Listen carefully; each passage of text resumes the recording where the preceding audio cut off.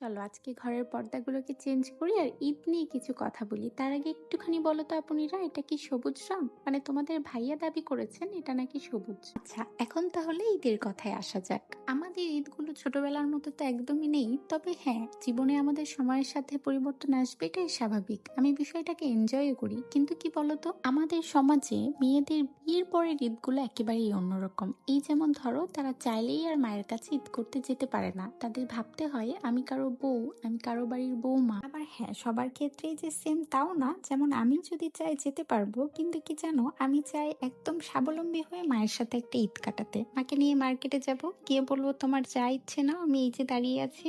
তবে কি জানো, ছোটবেলা থেকেই চাকরি বাকরির ইচ্ছে থাকলেও এখন ঠিক করেছি বাইরের জগতে নিজেকে রাখবো না। তাই তো ঘরে বসেই চেষ্টা করে যাচ্ছি, দেখা যাক এমন কোনো ঈদ আমার জীবনে আসে কিনা।